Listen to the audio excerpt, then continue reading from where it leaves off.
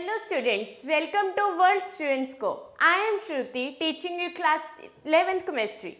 We were discussing the second chapter of our chemistry, that is structure of atom. So this is the part 11th of our studies. In the previous lecture, we discussed about the Heisenberg uncertainty principle. Yes, we were saying that we will discuss about Heisenberg uncertainty principle in the next lecture. Before that, we studies de Broglie, right हमने de Broglie studies की थी जिसमें हमने एक formula derive किया था और उस फार्मूले से हमें पता लगा था कि जो हमारी वेवलेंथ होती है लैम्डा जो होता है वो इन्वर्सली प्रोपोर्शनल होता है मोमेंटम का, राइट हमने ये डिस्कस कर लिया था कि जो हमारा लैम्डा होता है वो इन्वर्सली प्रोपोर्शनल होता है मोमेंटम का, मतलब वेवलेंथ अगर इंक्रीज करेगी तो इलेक्ट्रॉन का जो मोमेंटम है वो डिक्रीज करेगा, राइट और इसको हमने स्टडी किया था डुअल बिहेवियर से। डुअल बिहेवियर क्या कहते हैं कि मतलब एक इलेक्ट्रॉन के पास दोनों तरह के बिहेवियर होते हैं, that is wave nature as well as particle nature, जो कि बोहर ने नहीं लिया था। बोहर ने सिर्फ पार्टिकल नेचर लेके चले थे, वेव नेचर नहीं लिया था। इसी वजह से जो डी ब्रॉगली थे उन्होंने क्या बोला कि अब हमारे पास जब हमें पता लग गया है कि इलेक्ट्रॉन के पास वेव नेचर और पार्टिकल नेचर दोनों होता है तो हमारी स्टडीज़ में भी और इवन हमारे फॉर्मूलाज में भी दोनों नेचर शो होने चाहिए।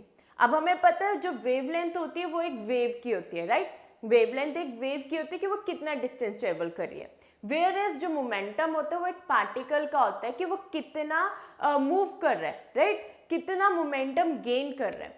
तो दोनों हमारे पास ये आ गया था कि हमारा फॉर्मूला जो था वो क्या कह रहा था कि जो लैम्डा है वो इन्वर्सली प्रोपोर्शनल है मोमेंटम के, डैट इज अगर मेरे पास वेवलेंथ इंक्रीज होएगी तो मोमेंटम जो है हमारा डिक्रीज होता जाएगा। ये हमारा डी ब्रॉगली ने कहा था।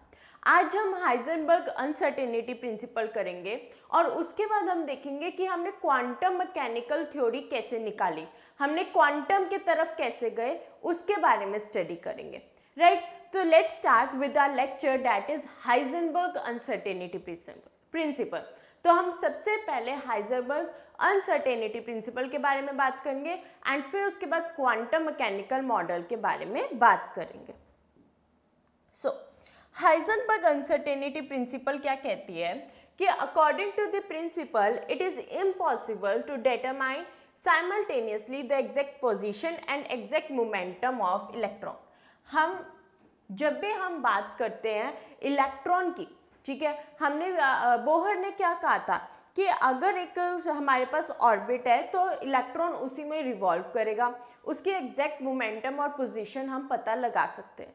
लेकिन वेव नेचर होने के कारण, ठीक है, हम ये हाइजेनबर्ग ने कहा था कि ये पॉसिबल है ही नहीं कि हम एक चीज़ की सर्टेनिटी निकाल ले कि ये इस पोजीशन पे इतने मोमेंटम के साथ है, ऐसा हो ही नहीं सकता कि हमारे पास एग्जैक्ट पोजीशन और एग्जैक्ट मोमेंटम एक इलेक्ट्रॉन की कभी आ ही नहीं सकती। तो हाइजेनबर्ग ने ये बोहर के पोस्टुलेट को डिफ्रेंशिएट करते हुए कहा, उसको ड्रॉबैक लेते हुए कहा कि ऐसा पॉसिबल ही नहीं है कि अगर एक इलेक्ट्रॉन के पास वेव नेचर और पार्टिकल नेचर दोनों प्रेजेंट हैं तो हमारे पास उसके पोजीशन और उसका मोमेंटम हमें दोनों ही पता लगे, ऐसा पॉसिबल ही नहीं है। हमारे पास क्या होता है कि दोनों की या फिर हमारे पास सर्टेनिटी पोजीशन की आएगी तो मोमेंटम की अनसर्टेनिटी बहुत ज़्यादा हो जाएगी। अब ये सर्टेनिटी और अनसर्टेनिटी क्या होती है?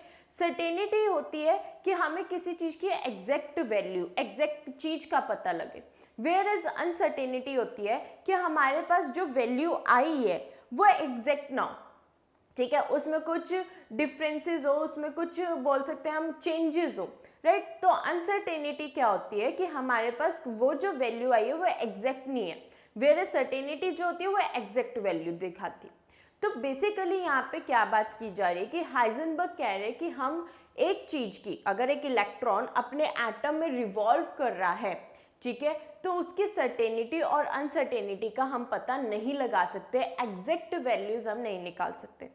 इन केस हमने कोई एक चीज़ की सर्टेनिटी निकाल भी ली, ठीक है, मतलब मैंने फॉर एग्जांपल पोजीशन सर्टेन निकाल ली कि वो इधर रिवॉल्व कर रहा है, तो उसके मोमेंटम में इतनी हाई अनसर्टेनिटी होगी कि वहाँ पे हमारी जो पोजीशन की एग्जैक्टनेस है, जो सर्टेनिटी है, वो ड्रॉबैक कर जाएगी। तो बेसिकली हाइजेनबर्ग कह रहे हैं यहाँ पर कि जो हमारे पास एग्जैक्ट पोजीशन और एग्जैक्ट मोमेंटम हम किसी भी इलेक्ट्रॉन का एक एटम के अंदर नहीं निकाल सकते। तो इसी एग्जैक्ट वैल्यू को अगर हम नहीं निकाल सकते तो हमने स्टार्टिंग से पढ़ते आ रहे हैं, जब भी हम चेंज की बात करते हैं तो हम डेल्टा की वैल्यू यूज करते हैं, right. Delta is triangle, this is known as delta, ठीक है। तो जब भी हमारे पास कोई चीज अनसर्टेन हो या फिर उसके अंदर चेंजेस आ रहे हो तो हम उधर डेल्टा यूज करते हैं। और यहाँ पर हमारे पास फॉर्मूला क्या आता है अनसर्टेनिटी प्रिंसिपल का, that is delta x into delta p is greater than equal to h by 4 pi. ये हमारे पास फॉर्मूला है। बेसिकली यहाँ पे क्या कह रहा है कि x जो होता है पोजीशन वेक्टर लेके चल रहे हैं। पोजीशन हमने मेरे को लगता है आपने फिजिक्स में अच्छे से क्लियर कर लिया होगा कि जो हम प्लेन्स की बात करते हैं हम उसको x coordinate, y coordinate, z coordinate ऐसे करके बात करते हैं, राइट। तो हमने उधर से ही x ले लिया है कि हमारे पास सपोज किया कि हमारे पास जो एग्जैक्ट पोजीशन है वो डेल्टा x है। एग्जैक्ट पोजीशन क्या है, डेल्टा x है। और हमने एग्जैक्ट पोजीशन नहीं, uncertainty in position delta x है। जो हमारे पास चेंज है x में, वो पोजीशन में जो चेंजेस है उसको हमने डेल्टा x से डिनोट किया है। और p हमें पता ही है, हमने अभी डी ब्रोगली थ्योरी करके हटे हैं, तो डी ब्रोगली हाइपोथेसिस में हमने पढ़ा है कि p को हम मोमेंटम के लिए डिनोट करते हैं।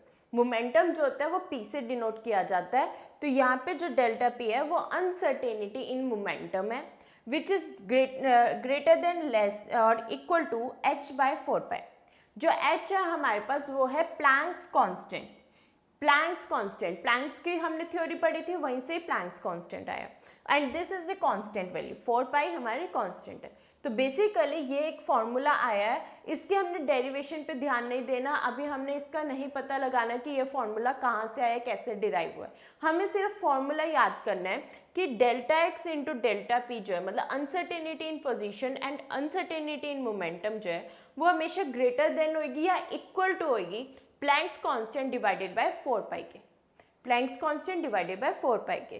तो अगर हमारे पास डेल्टा एक्स जो है वो अनसर्टेनिटी इन पोजीशन है, डेल्टा पी जो है वो अनसर्टेनिटी इन मोमेंटम है, एच जो है वो प्लैंक्स कांस्टेंट है एंड वी नो पाई जो है हमारे पास ये जो सिंबल होता है ये होता है पाई।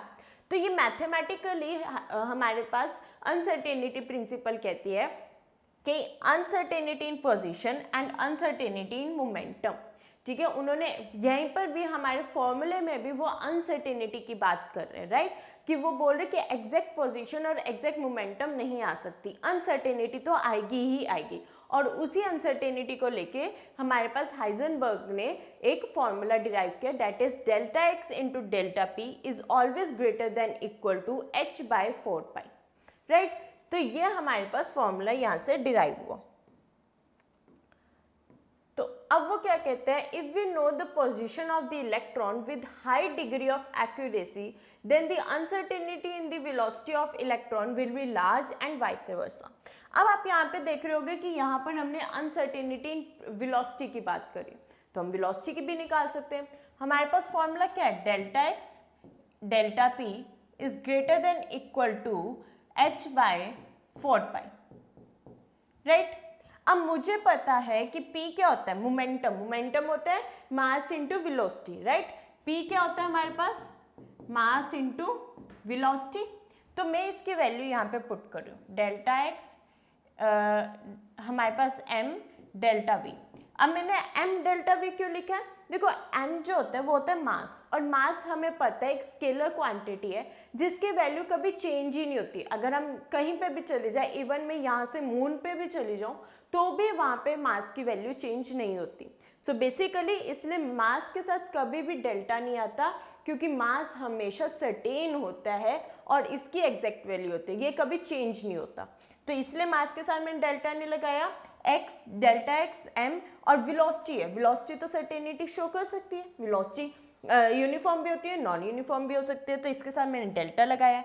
Is greater than less than h by 4 pi, then delta x into delta v is greater than equal to h by 4 pi m। तो आपके पास आ गए यहाँ पर अनसर्टेनिटी इन वेलोसिटी, अब हम अनसर्टेनिटी इन वेलोसिटी के बारे में भी बात कर सकते हैं। तो वो वही बोल रहे हैं कि अगर मेरे पास पोजीशन की वैल्यू, अगर मेरे को एग्जैक्ट पोजीशन की वैल्यू पता लग जाए कि एग्जैक्ट मैं बोलूँ कि ये मेरा ऑर्बिट है या हम बोल सकते हैं शेल है और यहाँ पर मेरा इलेक्ट्रॉन है, अगर मैंने उस एग्जैक्ट वैल्यू बोल दी कि यहाँ पे प्रोटॉन में इलेक्ट्रॉन मेरा रिवॉल्व कर रहा है, तो वहाँ पर ही इतनी ज़्यादा अनसर्टेनिटी होगी वेलोसिटी में, वेलोसिटी या मोमेंटम में इतनी ज़्यादा अनसर्टेनिटी हो जाएगी कि हम उस अनसर्टेनिटी को रिकवर नहीं कर पाएंगे, उस अनसर्टेनिटी को रिकवर नहीं कर पाएंगे। और ये वाइस वर्सा भी हो सकता है, मतलब अगर मैं बोल दूं कि ये इलेक्ट्रॉन इतनी वेलोसिटी से रिवॉल्व कर रहा है तो उसकी पोजीशन नहीं हम पता लगा सकते कि एग्जैक्ट पोजीशन क्या होगी। तो ये हमारा हाइजेनबर्ग अनसर्टेनिटी प्रिंसिपल कहता है कि हम किसी भी चीज़ की, किसी इलेक्ट्रॉन की स्पेशली में एग्जैक्ट पोजीशन और एग्जैक्ट मोमेंटम या वेलोसिटी नहीं पता लगा सकती। और यहाँ पे जो हमने डेल्टा वी निकाला है इसे हम क्या कहते हैं, uncertainty in velocity, uncertainty in velocity. अब आप यहाँ पे ध्यान से देखो कि ये जो दो वैल्यू है ना वो मास के इन्वर्सली प्रोपोर्शनल है।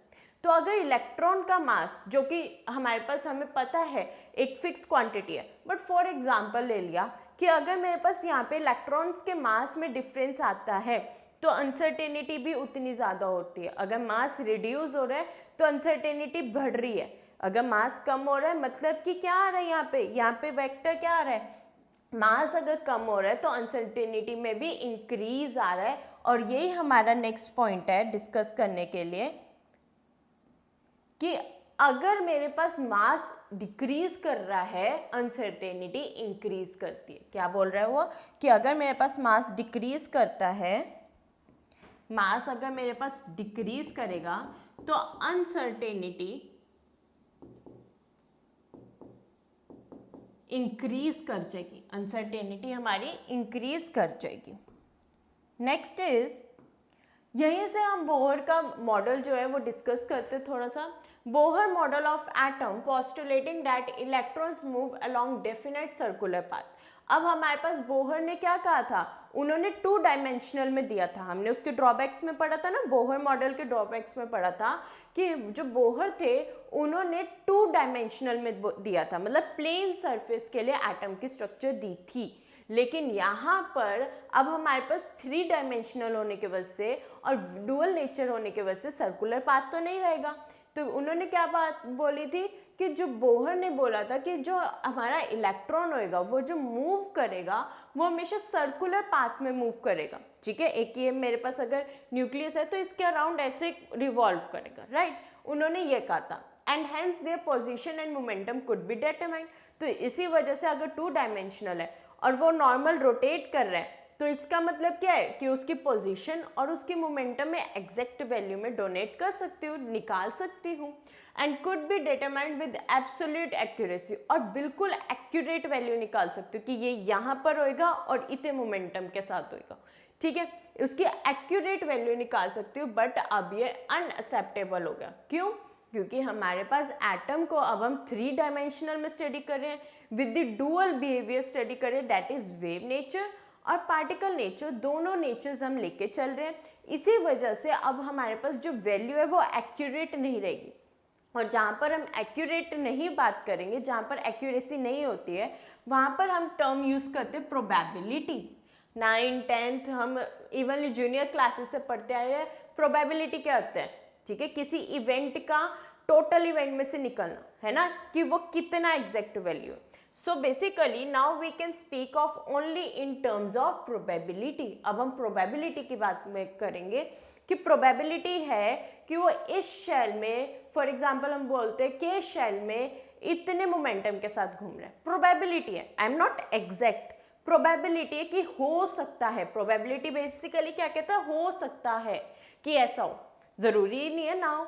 फॉर एग्जाम्पल अगर हम बात करें, 2 प्लेयर्स हैं, चेस खेल रहे हैं, राइट, तो अगर वो चेस खेल रहे हैं, हम बोलेंगे जो इसमें से बेस्ट प्लेयर है वो जीतेगा, ठीक है, वो जीत सकता है, बट हम कंफर्म नहीं है वहाँ पे कि वो एग्जैक्टली जीतेगा, क्या पता दूसरे वाला जीत जाए, राइट। तो प्रोबेबिलिटी का मतलब क्या होता है कि हमें एग्जैक्टली नहीं पता कि हो सकता है में बात करते हैं, फ्यूचर टेंस में बात करते हैं कि ये चीज़ पॉसिबल है, और ज़रूरी नहीं है पॉसिबल ना भी हो, तो दोनों आउटकम्स हम लेके चलते, ठीक है। तो प्रोबेबिलिटी वो कहलाती है कि हो सकता है, ये चीज़ पॉसिबल हो सकती है। तो now we can speak of only in terms of probability of finding the electron at any particular position. एक पर्टिकुलर पोजीशन पे अगर मैं बात कर रही हूँ तो मैं अब क्या बोलूँगी, अब मैं 3 डायमेंशनल के केस में अब मैं जितना भी चैप्टर स्टडी करूँगी अब मैं उसको प्रोबेबिलिटी के टर्म्स में बोलूँगी कि वो इलेक्ट्रॉन के शेल में हो सकता है, वो इलेक्ट्रॉन एल शेल में हो सकता है, वो इलेक्ट्रॉन न्यूक्लियस के एग्जैक्ट पास हो सकता है, या वो इलेक्ट्रॉन न्यूक्लियस के एग्जैक्ट दूर हो सकता है, या वो इलेक्ट्रॉन जो है वो न्यूक्लियस के कांटेक्ट से बहुत दूर हो सकता है। मतलब ये सारी बातें मैं किस टर्म्स में बोल रही हूँ, प्रोबेबिलिटी के टर्म्स में बोल रही हूँ, ठीक है। About the nucleus of any instant time, मतलब किसी भी इंस्टेंट ऑफ टाइम पे, फॉर एग्जांपल बोले कि मैंने इस सेकंड पे ये प्रोबेबिलिटी निकाली, प्रोबेबिलिटी अब यहाँ पे यही आ गई कि हो सकती है, मैं एग्जैक्ट नहीं हूँ। हम कई बार ये आंसर्स में साथ में लिख देते हैं अप्रॉक्स, क्यों लिखते हैं, क्योंकि हमें नहीं पता कि वो एग्जैक्ट वैल्यू है, राइट। हमारे पास कई बार टर्म्स कैसे आ जाती है 4.6798 कुछ इस टाइप से आ जाती है, तो हम क्या लिख देते हैं अप्रॉक्स, क्योंकि हम पूरी टर्म नहीं निकाल सकते, इसलिए हम क्या लिखते हैं कि हाँ ये इसके अप्रॉक्स मतलब इसके आसपास होएगा। तो वहीं से कुछ बात बनती है, हम बोलते हैं कि प्रोबेबिलिटी कि इससे इधर हो सकता है। हम एग्जैक्ट कभी नहीं बोलेंगे अब कि यहीं पर ही होएगा, हम अब क्या बात करेंगे, यहाँ पर हो सकता है।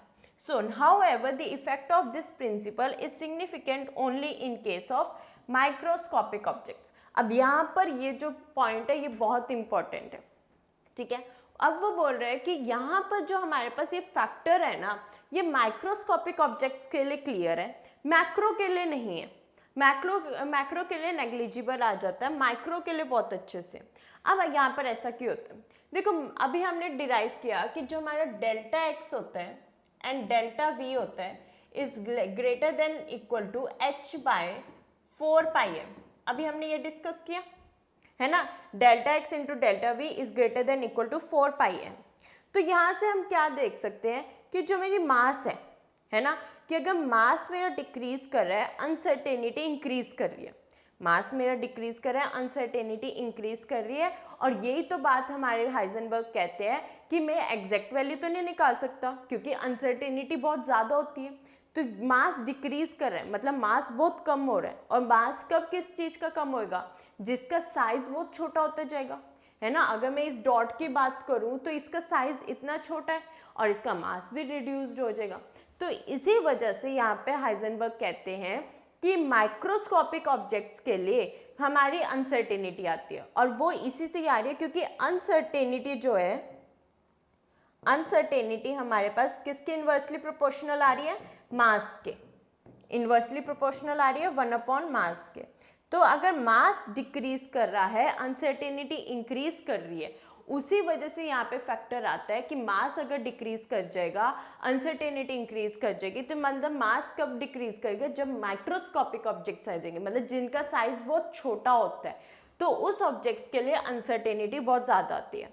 बट अगर दूसरा केस ले लो, मास अगर इंक्रीज कर रहा है अनसर्टेनिटी डिक्रीज कर रही है। तो मास अगर इंक्रीज कर रहा है, कब होता है मास इंक्रीज, जब ऑब्जेक्ट का साइज बड़ा हो जाए, है ना। जब ऑब्जेक्ट का साइज बड़ा हो जाए, उसकी स्ट्रक्चर बड़ी हो जाए, तो हम क्या बोलेंगे कि उसका मास इंक्रीज कर रहा है बट अनसर्टेनिटी डिक्रीज कर रही है। इसी वजह से हम क्या कहेंगे कि यहाँ पे मैक्रोस्कोपिक ऑब्जेक्ट्स के लिए तो अनसर्टेनिटी प्रिंसिपल जो है वो नेग्लिजिबल हो जाती है, और माइक्रोस्कोपिक ऑब्जेक्ट्स के लिए अनसर्टेनिटी इंक्रीज कर जाती है, क्योंकि हमारे पास लॉ ये चल रहा है कि अनसर्टेनिटी इन्वर्सली प्रोपोर्शनल है मास के। तो मास अगर डिक्रीज करेगा मतलब माइक्रोस्कोपिक ऑब्जेक्ट अनसर्टेनिटी इंक्रीज कर जाएगी, वेयर एज मैक्रोस्कोपिक ऑब्जेक्ट के लिए मास इंक्रीज करेगा तो अनसर्टेनिटी डिक्रीज कर जाएगी, अनसर्टेनिटी रिड्यूस हो जाएगी, और वहाँ पर हमारे पास सर्टेनिटी की फैक्टर्स आने लग जाएंगे, राइट। तो ये हमारे पास हाइजेनबर्ग अनसर्टेनिटी प्रिंसिपल कहता है। सो नेक्स्ट अब हम एक क्वेश्चन ट्राई करते हैं हाइजेनबर्ग अनसर्टेनिटी प्रिंसिपल के कॉन्सेप्ट पे। तो हाइजेनबर्ग अनसर्टेनिटी के प्रिंसिपल के कॉन्सेप्ट में हमारे पास दो फॉर्मूलाज हैं, that is delta x into delta p is greater than equal to h/4π and दूसरा फॉर्मूला मेरे पास delta x into delta v is greater than equal to h by 4πm। ये हमारे पास फैक्टर्स कहते हैं। सो अ गोल्फ बॉल, उन्होंने question क्या बोल रहा है, एक गोल्फ बॉल है, उसकी मास 40 जी है, ठीक है, मतलब मास क्या है 40 ग्राम है, ये स्मॉल जी आएगा स्टूडेंट्स यहाँ पर 40 gram and speed of velocity, मतलब एक तरीके से दी हुई है हमें पास 45 metre per second. If this speed can be measured with the accuracy of 2%, मतलब हमें अब बोल रहा है अनसर्टेनिटी की यहाँ पे बात की जा रही है कि एक्यूरेसी मेरी 2% की हो सकती है। Calculate the uncertainty in position, मतलब हमें डेल्टा एक्स की वैल्यू निकालनी है और मेरे पास डेल्टा वी वो बोल रहा है कि 2% है। अब 2% किसका होएगा, वेलोसिटी का ही होगा, तो 2% ऑफ वी है। अब हम इसी फैक्टर्स को अपने पहले एसआई यूनिट्स में कन्वर्ट करेंगे। मास क्या होता है, केजीज में होता है, तो 40 divided by 1000 comes out to be 0.04 kg, right.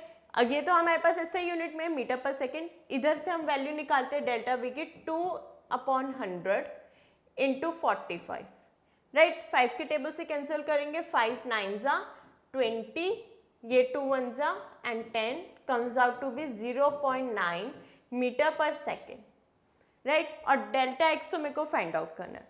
अब देखो मेरे को क्या क्या गिवन है, डेल्टा वी, वी और मेरे पास मास गिवन है, तो मैं सेकेंड फॉर्मूला अप्लाई करूंगी, that is delta x into delta v is equals to greater than equal to 4, sorry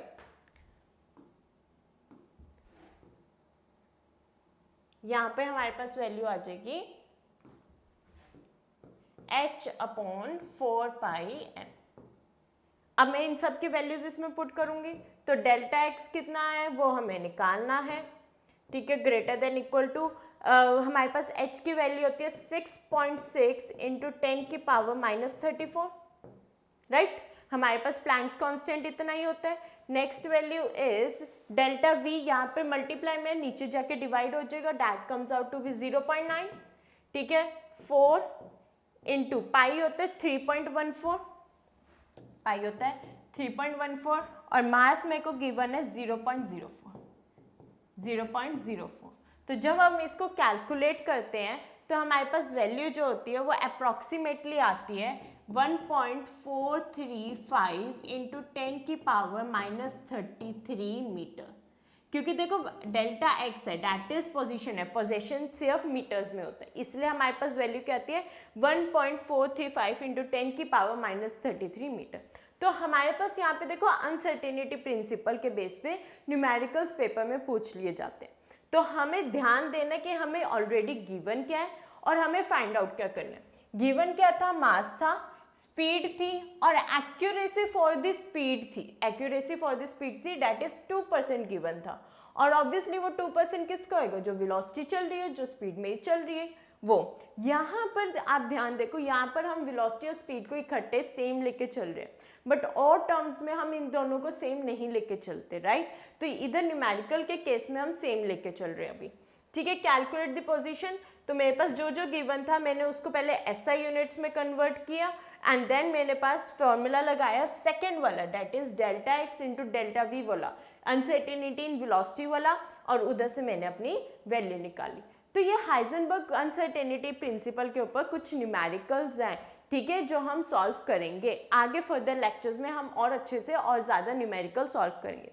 I hope इस लेक्चर से तो आपको थोड़ा बहुत क्लियर हो गया होगा इस वाले क्वेश्चन से कि नॉर्मली कैसे फाइंड आउट करना है, बहुत सिंपल न्यूमेरिकल्स हैं इसके। तो हाइजेनबर्ग अनसर्टेनिटी प्रिंसिपल क्या कहते हैं कि हम किसी भी चीज़ की एग्जैक्ट पोजीशन और एग्जैक्ट मोमेंटम या वेलोसिटी नहीं निकाल सकते, उसमें हमेशा अनसर्टेनिटी होगी। और वो अनसर्टेनिटी किस वजह से हो सकती है, डिपेंडेंस किस पे जाती है, मास पे, कि अगर मेरे पास माइक्रोस्कोपिक ऑब्जेक्ट्स हैं, मतलब कि जिनका साइज बहुत छोटा है, राइट, जिनका मास बहुत कम है, उनकी अनसर्टेनिटी बहुत इंक्रीज कर जाती है, मतलब उनकी हम एग्जैक्ट वैल्यू नहीं निकाल पाते, जिसके वजह से हाइजेनबर्ग अनसर्टेनिटी प्रिंसिपल का रोल आता है। वेयर एज अगर मास इंक्रीज कर रहा है, मतलब मैक्रोस्कोपिक ऑब्जेक्ट्स है जिनके पास बहुत हैवी वेट है, जिनके पास स्ट्रक्चर काफ़ी बड़ा है, ठीक है, उनमें जो अनसर्टेनिटी है वो डिक्रीज कर जाती है, और डिक्रीज होने की वजह से वहाँ पर सर्टेनिटी के कॉन्सेप्ट्स आने लग जाते हैं, जहाँ पे क्लासिकल मैकेनिकल थ्योरी आती है। अब हमारे पास दो कॉन्सेप्ट ये आते हैं, mechanical theory and classical theory. ठीक है, मैकेनिकल थ्योरी क्या कहती है? मैकेनिकल जो क्वांटम मैकेनिकल थ्योरी होती है वो हम light, wave nature, dual nature पे बात करते हैं। वेयरएज जो क्लासिकल थ्योरी होती है ना, वो हम न्यूटन्स के फॉर्मूला, न्यूटन के ने जो मॉडल्स दिए थे, ठीक है, न्यूटन के जो कॉन्सेप्ट थे, पोस्टुलेट्स थे, उसके ऊपर बात करें। तो क्लासिकल जो होती है वो हमारे पास बेसिकली न्यूटन बेस्ड थ्योरी है। वेयरएज जो क्वांटम है ना, वो हमारे पास माइक्रोस्कोपिक ऑब्जेक्ट्स के लिए जिनका साइज बहुत छोटा होता है, और इसमें डुअल नेचर की हम बात करते हैं जनरली, इसमें हम डुअल नेचर की बात करेंगे। सो अब हम नेक्स्ट देखते हैं कि यहाँ पर अब बोहर का मॉडल कैसे कन्वर्ट हो गया, कैसे डुअल नेचर में कन्वर्ट हुआ। So as Bohr model do not consider wave nature, हमें पता है कि बोहर के मॉडल ने वेव नेचर नहीं कंसिडर किया था, राइट। उन्होंने ये नहीं बताया था कि जो वेव फॉर्म है इलेक्ट्रॉन की, उन्होंने सिर्फ क्या बोला था कि ये रिवॉल्व करेगा, बट कौन से फॉर्म में करेगा? वेव फॉर्म में करता है, और वो उन्होंने वो नहीं बताया, ठीक है। That is dual behaviour of electron, therefore quantum mechanical model of atom was established. तो अब बोहर ने ये नहीं बताया था कि वेव नेचर कैसा आएगा, मतलब एक इलेक्ट्रॉन है, अगर उसके आसपास रिवॉल्व कर भी रहा है इलेक्ट्रॉन, ठीक है, तो वो किस फॉर्मेट में करेगा, कैसे करेगा, स्पिन करेगा या फिर वेव के फॉर्म में जाएगा, तो वो तो उन्होंने नहीं बताया था। डुअल नेचर की बात ही नहीं करी थी, उन्होंने सिर्फ पार्टिकल नेचर, मोमेंटम की बात करी थी, ठीक है, उसकी वेलोसिटी की बात करी थी। तो यहाँ पर इसी वजह से क्वांटम मैकेनिकल थ्योरी आई।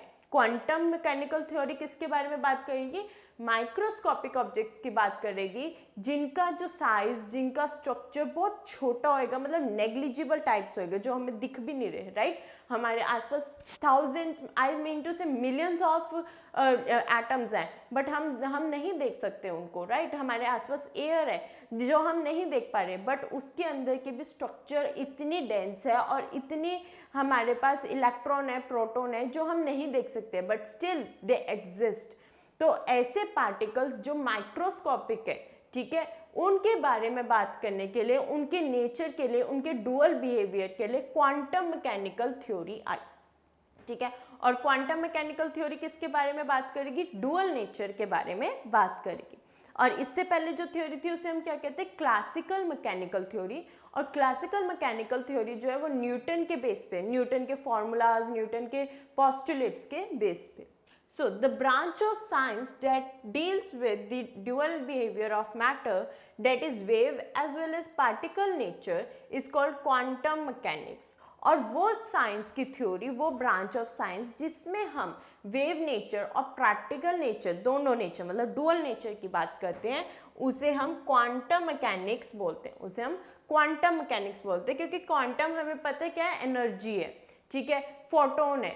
बिल्कुल, जो हमारे पास हमने क्या डिस्कस किया था कि वो क्वांटम जो है एक एनर्जी का पैकेट है जो हमारे पास आता है, ठीक है। तो क्वांटम भी हमें नेग्लिजिबल है, हमें दिख तो नहीं रहा, लेकिन बना किससे है? इलेक्ट्रॉन, प्रोटॉन, रेडिएशन से मिल के बना है, तो वहीं से इसका नाम आ गया quantum mechanics. If we apply quantum mechanics to macroscopic objects, the results are quite similar to that of classical mechanics. अब वो यहाँ पे क्या कह रहे हैं कि अगर हम क्वांटम मैकेनिक्स के अगर हम अप्लाई करते हैं, देखो अभी हमने बात करी कि क्वांटम मैकेनिक्स माइक्रोस्कोपिक ऑब्जेक्ट्स के लिए बात करेंगे, लेकिन अगर मैंने उसको मैक्रोस्कोपिक के लिए बात करती हूँ तो क्वांटम मैकेनिक्स और जो क्लासिकल मैकेनिक्स में रिजल्ट आए हुए थे वो दोनों सेम से दिखते हैं, वो दोनों काफ़ी सिमिलर होते हैं एक दूसरे के, ठीक है। तो जो क्वांटम मैकेनिक्स और हमारे पास क्लासिकल मैकेनिक्स है वो काफ़ी सिमिलर हो जाती है मैक्रोस्कोपिक ऑब्जेक्ट्स के केस में, ठीक है। मैक्रोस्कोपिक जिनका साइज, जिनका स्ट्रक्चर, जिनका मास ज़्यादा होता है, और हमें पता है ऐसा क्यों होता है? क्योंकि अगर मैक्रोस्कोपिक ऑब्जेक्ट है उसका मास इंक्रीज कर रहा है तो अनसर्टेनिटी डिक्रीज करती है, राइट। तो इस वजह से अगर मैक्रोस्कोपिक ऑब्जेक्ट्स हैं, ठीक है, तो उसके अंदर जो आने वाले रिजल्ट्स हैं, ठीक है, वो हमारे पास काफ़ी हद तक सिमिलर होते हैं क्वांटम और क्लासिकल दोनों में। लेकिन माइक्रोस्कोपिक, माइक्रो, ठीक है, माइक्रोस्कोपिक के लिए ऐसा नहीं होता, क्योंकि माइक्रोस्कोपिक के केस में मास डिक्रीज करता है, अनसर्टेनिटी इंक्रीज करती है और वहाँ पे बहुत ज़्यादा अनसर्टेनिटी आने लग जाती है। हम एग्जैक्ट पोजीशन और एग्जैक्ट मोमेंटम या एग्जैक्ट वेलोसिटी नहीं निकाल सकते, जो कि न्यूटन या जो कि बोहर मॉडल नहीं बता पाए थे। उन्होंने तो एग्जैक्टनेस में बात कर दी थी। तो इसलिए यहाँ पर बात की गई है कि मैक्रोस्कोपिक अगर ऑब्जेक्ट होएगा जिसका साइज, जिसका स्ट्रक्चर, जिसका मास अच्छा खासा बड़ा होएगा, तो उसके लिए क्लासिकल और क्वांटम मैकेनिक्स काफ़ी हद तक सिमिलर रिजल्ट देते हैं। बट अगर माइक्रोस्कोपिक ऑब्जेक्ट है, माइक्रो के बारे में बात करेंगे, तो वहाँ पे बहुत ज़्यादा डिफरेंसेस आ जाते हैं, क्योंकि माइक्रोस्कोपिक के केस में डुअल नेचर आ जाता है, ठीक है, वेव नेचर और पार्टिकल नेचर दोनों आ जाता है, जिसकी वजह से अनसर्टेनिटी इंक्रीज कर जाती है। और वहाँ पर हम हमेशा प्रोबेबिलिटी के केस में बात करते हैं, हम एग्जैक्टनेस के केस में बात नहीं करते। तो अब जो हम थ्योरी पढ़ने वाले हैं, बाकी पूरे चैप्टर में जो हमारा हाफ चैप्टर रह गया है, उस पूरे चैप्टर में हम क्वांटम मैकेनिक्स के रिलेट में बात करेंगे। तो क्वांटम मैकेनिक्स के रिलेट में बात करें तो हम किसके बारे में बात करेंगे? अनसर्टेनिटी की बात करेंगे, प्रोबेबिलिटी के साथ बात करेंगे। हम अब ये नहीं कहेंगे कि ये एग्जैक्टली यहाँ होएगा, अब हम क्या बोलेंगे? यहाँ हो सकता है, इलेक्ट्रॉन यहाँ हो सकता है, इलेक्ट्रॉन यहाँ पर रिवॉल्व करता हुआ हो सकता है, इलेक्ट्रॉन इस ऑर्बिटल में प्रेजेंट होता है। अब हमने बोहर मॉडल तक हमने ऑर्बिट्स की बात करी थी, राइट? अब हम बात करेंगे ऑर्बिटल्स की बात करेंगे, ठीक है। तो यहाँ से अब हमारी क्वांटम मैकेनिक्स शुरू होती है। बट आप यहाँ पे ध्यान दीजिए, क्वांटम मैकेनिक्स में हम जितने भी फॉर्मूलाज करेंगे उसके हमने डेरिवेशन पे ध्यान नहीं देना, उसको हमने ये नहीं देखना कि कितना ये टिपिकल या कितना ये बड़ा सा फॉर्मूला है, उस पर सिर्फ हमने अपनी जो काम की चीज़ है उस पर ध्यान देंगे, राइट। तो हमने इसकी डेरिवेशन बिल्कुल नहीं करनी है। जो हम करने वाले हैं स्क्रॉडिंजर वेव इक्वेशन है, ठीक है, ऑपरेटर्स की बात करेंगे, इगन वैल्यूज, इगन फंक्शंस की बात करेंगे, उसमें हमने बिल्कुल भी उसके डेरिवेशंस पे नहीं जाना, उसके हम सिर्फ और सिर्फ फॉर्मूलाज देखेंगे, फॉर्मूलाज के बारे में बात करेंगे। यहाँ पर अब क्या आता है? अब आती है स्क्रॉडिंजर वेव इक्वेशन।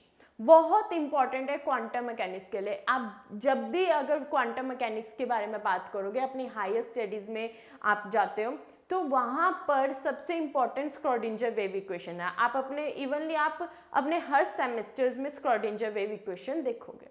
तो स्क्रॉडिंजर जो थे, उन्होंने क्वांटम मैकेनिक्स के रिलेट में बात करी थी।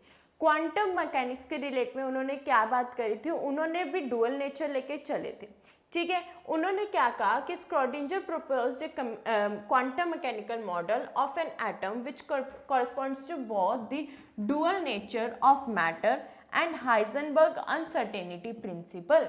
अब जो स्क्रॉडिंजर थे ना, उन्होंने दोनों नेचर, एक तो डुअल नेचर को किसने अच्छे से डिस्क्राइब किया था? डी ब्रोगली हाइपोथेसिस ने, ठीक है। और दूसरा क्या था? Heisenberg uncertainty principle. तो आप याद रखना कि जो क्वांटम मैकेनिक्स है ना, वो इन दो थ्योरी पे तो बहुत अच्छे से बेस्ड है, दैट इज डी ब्रोगली और हाइजेनबर्ग अनसर्टेनिटी प्रिंसिपल। और इन दोनों को मर्ज करके जो अच्छे से एक्सप्लेन करते हैं वो है स्क्रॉडिंजर वेव इक्वेशन। वो कौन सी है? स्क्रॉडिंजर वेव इक्वेशन है। तो बेसिकली यहाँ पर क्या बात की गई है कि जो स्क्रॉडिंजर थे, उन्होंने डुअल नेचर और अनसर्टेनिटी प्रिंसिपल को दोनों को मर्ज करके एक फॉर्मूला प्रोड्यूस किया था, जिसके बेस पे पूरी क्वांटम मैकेनिक्स है। उस फॉर्मूला के बेस पे ना पूरी क्वांटम मैकेनिक्स बेस्ड है। सो बेसिकली यहाँ पे वो क्या कह रहे हैं कि स्क्रॉडिंजर ने हमारे पास डुअल नेचर और हाइजेनबर्ग अनसर्टेनिटी प्रिंसिपल को अपना रोल मॉडल बना के उसको मर्ज करके थ्योरी दी थी।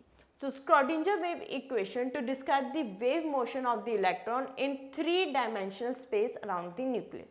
अब जो हमारे पास जब ऐसे हम क्वांटम की बात करेंगे, क्वांटम मैकेनिक्स की बात करेंगे, तो हम एटम को 3 डायमेंशनल एज्यूम करके चलेंगे। देखो क्वांटम मैकेनिक्स इज बेस्ट जब हम विजुअलाइज करें हम उसको, ठीक है। अब हम ये तो है नहीं कि अब हम 2D में प्लेन बनाएं और ऐसे ऐसे बात करें। अब ये चीज़ खत्म, ये सिर्फ बोहर मॉडल तक थी। अब क्या आती है, क्वांटम मैकेनिक्स आती है, जो कि हमें विजुअलाइज करके चलनी पड़ेगी कि हाँ ये ऐसा कुछ होएगा, इसकी कुछ स्ट्रक्चर ऐसी दिख रही होएगी।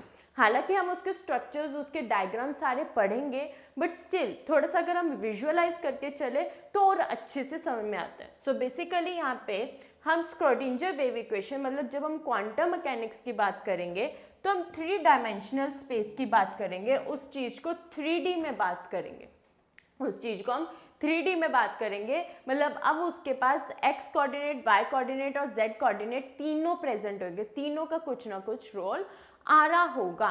तो यहाँ पे स्क्रोडिंजर वेव इक्वेशन जो है वो 3 डायमेंशनल स्पेस के अकॉर्डिंग है, हालांकि जो बोहर इक्वेशंस थी वो हमारे पास 2 डायमेंशनल के केस में थी। सो स्क्रोडिंजर वेव इक्वेशन, ये हमारी स्क्रोडिंजर वेव इक्वेशन है। स्क्रोडिंजर वेव इक्वेशन क्या कहती है, देखो यहाँ पे तीनों आ गए, x y z तीनों स्ट्रक्चर्स आ गए, ठीक है। तो वो क्या कहते हैं, d square psi upon d x square plus d square psi upon d y square, d square psi upon d z square plus 8 pi square m upon h square E minus v psi is equals to 0, ठीक है। ये थोड़ी सी बड़ी सी equation, थोड़ी डरावनी सी दिख तो रही है, बट है बहुत ईजी। जब हम इसको स्टडी करते हैं तो बहुत ईजी है, बट हमने इसके पूरी स्ट्रक्चर पे नहीं जाना कि क्या क्या गिवन है। हमारे पास इधर मोस्ट इंपॉर्टेंट चीज़ है साई। ये जो त्रिशूल जैसा स्ट्रक्चर है ना, इसे हम कहते हैं साई। ये एक ग्रीक लेटर है, इसे हम कहते हैं साई। तो बेसिकली साई जो है ना वो वेव फंक्शन के बारे में बात करती है, वेव के बारे में बात करती है। तो जो चीज़ वेव फंक्शन देगी, ऑब्वियसली हमारे पास क्वांटम मैकेनिक्स में उसका ग्रेट रोल आने वाला है, क्योंकि क्वांटम मैकेनिक्स किसके बारे में बात करती है, वेव नेचर और पार्टिकल नेचर के बारे में बात करती है, डुअल नेचर के बारे में बात करती है। और जो साई है वो वेव फंक्शन को रिप्रेजेंट करता है। हमारे पूरे कॉन्सेप्ट में वेव फंक्शन मतलब वेव के बारे में बात करने वाली जो चीज़ है वो साई है। तो ये पूरी इक्वेशन साई के बारे में बात करती है, पहली चीज़। और आई होप आपको ये चीज़ क्लियर होएगा कि d by by d x क्या होता है, d by by d x या d by by d y या फिर डी बाई डी जेड, ये क्या होती है, ये जो है ना d by d x, d by d y, d by d z, ये होती है हमारे पास डिफ्रेंशिएशन फॉर्म। जब हमने डेल्टा प्रोड्यूस किया था तो डेल्टा को हमने क्या कहा था, स्मॉल चेंज, राइट। हमने यहाँ पे डेल्टा को क्या कहा था, स्मॉल चेंज कहा था। तो जो d by d x, d by d y, d by d z होते हैं, ये भी चेंजेस ही रिप्रेजेंट करते हैं।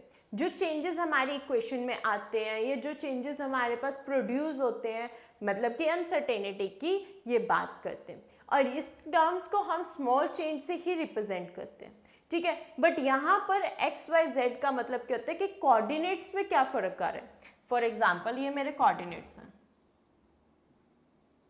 X coordinate, y coordinate and z coordinate. तो इसके अलॉन्ग जो एक्स कोऑर्डिनेट के अलॉन्ग जो डिफरेंस आता है, जो चेंज आता है, वो हम डी बाई डी एक्स से रिप्रेजेंट करते हैं। जो वाई के अलॉन्ग आएगा उसे हम डी बाई डी वाई से, जिसे जो जेड के अलॉन्ग आएगा उसे हम डी बाई डी जेड से।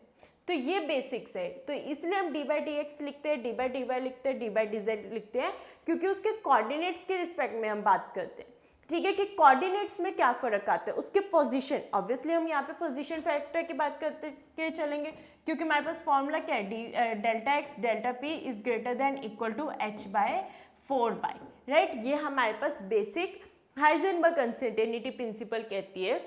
तो अब देखो पोजीशन में चेंज आ रहा है, तो अब 3 डायमेंशनल है, तो पोजीशन में एक्स एक्सिस में भी चेंज आ सकता है, वाई में भी और जेड में भी। तीनों कोऑर्डिनेट्स में चेंज आएगा। तो तीनों कोऑर्डिनेट्स के चेंज को पढ़ने के लिए हम डिफरेंशिएशन यूज़ करते हैं, जिसे हम d by d x, d by d y और डी बाई डी जेड से डिनोट करते हैं। तो इसलिए हम यहाँ पे लिखते हैं कि वेव फंक्शन में जो चेंज आ रहा है एक्स कोऑर्डिनेट्स में, वेव फंक्शन में जो चेंज आ रहा है वाई कोऑर्डिनेट में, और वेव फंक्शन में जो चेंज आ रहा है जेड कोऑर्डिनेट में, ये चीज़। उसके बाद हमारे पास एक कांस्टेंट वैल्यू आती है 8 pi square m upon h square, where m is basically mass, E minus v psi. और जो E माइनस वी क्या है, E जो है वो टोटल एनर्जी है, ठीक है। एक इलेक्ट्रॉन को ऑब्वियसली रिवॉल्व अगर कर रहा है वो, अगर वो वेव नेचर प्रोड्यूस कर रहा है, तो वहाँ पे उसको कुछ ना कुछ एनर्जी चाहिए होगी। वो टोटल एनर्जी है जो kinetic energy plus potential energy plus करके आती है। मतलब कि कुछ जब वो मूव कर रहा है तो काइनेटिक होगी, बट कहीं ना कहीं पोज ले रहा होगा, अगर रुक रहा होगा तो वहाँ पोटेंशियल एनर्जी आ जाएगी। ई और वी हमारा जो होता है वो होती है पोटेंशियल एनर्जी होती है। तो बेसिकली वो क्या कह रहे हैं, ई में अगर टोटल में से मैं पोटेंशियल एनर्जी माइनस कर रही हूँ तो क्या रह रहा है, काइनेटिक एनर्जी रह रही है, और वो kinetic energy into wave function, wave function कौन है, psi, which is equal to 0। तो ये जो पूरी इक्वेशन है ये 0 के बराबर आ जाती है। तो कहने का मतलब क्या है कि जो भी वेव फंक्शन जो है मेरा, वो हर एक जो डायमेंशन है, हर एक जो पोजीशन वेक्टर है उसमें चेंज प्लस करना है हमने उसको, किससे, जब हमारे पास जो एनर्जी में चेंज आ रही है, क्योंकि हमने वेव फंक्शन ले लिया, अब पार्टिकल नेचर भी लेके चलना है। तो जो पार्टिकल नेचर के टर्म में वेव फंक्शन में जो डिफरेंस आ रहा होगा, वो जब हम इस पूरे को देखेंगे तो ये पूरा 0 के इक्वल आता है। मतलब अनसर्टेनिटी देख लो कितनी ज़्यादा है कि वो approximately comes out to be 0, right. तो यहाँ पे फैक्टर्स क्या है, जो साई है वो मेरे पास है वेव फंक्शन। साई क्या है, ये जो हमारा त्रिशूल लाइक स्ट्रक्चर है इसे हम क्या कहते हैं, साई कहते हैं। So psi is a wave function, m is the mass, h is the Planck's constant, E is the total energy, V is the potential energy, और x, y, z जो है ये हमारे पास क्या है, पोजीशन वेक्टर्स है, ठीक है, पोजीशन वेक्टर्स है। तो हमारे पास x, y, z जो है वो पोजीशन शो कर रहा है कि x coordinate, y coordinate, z coordinate में क्या डिफरेंसेस है। फिर h जो है वो प्लैंक्स कांस्टेंट है, m जो है वो मास है, E जो है हमारे पास टोटल एनर्जी है, V जो है पोटेंशियल एनर्जी है, और जो ये हमारे पास वेक्टर है that is Sai is a wave function, right. तो अब इसी कोऑर्डिनेट, अब ये बहुत बड़ी इक्वेशन है, इसको याद करना थोड़ा डिफिकल्ट हो रहा है क्योंकि हमें पता है कोई भी अगर फैक्टर रह गया तो वो हमारे लिए डिफिकल्ट हो जाएगा। तो स्क्रॉडिंजर ने इसी इक्वेशन को थोड़ा शॉर्ट फॉर्म में कर दिया था और उन्होंने हैमिल्टोनियन ऑपरेटर्स लगा देते। अब यहाँ पर हम ऑपरेटर्स के बारे में बात करेंगे। अगेन हमें इसमें से कुछ इसके डेरिवेशन पे नहीं जाना, इसके कॉन्सेप्ट पे नहीं जाना, हमें सिर्फ फॉर्मूला याद करना है, ठीक है। तो हम इसे कहते हैं, हम जो ये H के ऊपर कैप लगी हुई है, H के ऊपर कैप लगी हुई है, इसे हम कहते हैं हैमिल्टोनियन ऑपरेटर। और ये तो हमारी टोटल एनर्जी है और ये हमारे पास साई है। तो जो हैमिल्टोनियन ऑपरेटर है वो हमारे इस वैल्यू के बराबर होता है, ठीक है। हमारे पास इस पूरी वैल्यू माइनस वी साई के बराबर होता है और ई जो है वो हमारे पास टोटल एनर्जी होती है। तो हैमिल्टोनियन ऑपरेटर हमारे पास यहाँ प्रोड्यूस किया गया ताकि इस इक्वेशन को शॉर्ट फॉर्म लिया जाए, बट मेन इक्वेशन हमारी यही है, लॉन्ग वाली form, d square psi upon d x square plus d square psi upon d y square plus d square psi upon d z square plus 8 pi square m upon h square E minus v psi is equal to 0। Main equation हमारी ये है और उसी का short form जो है वो ये है, that is Hamiltonian operator h cap into psi is equal to total energy into wave function, that is Hamiltonian operator into wave function is equals to total energy into हमारे पास wave function.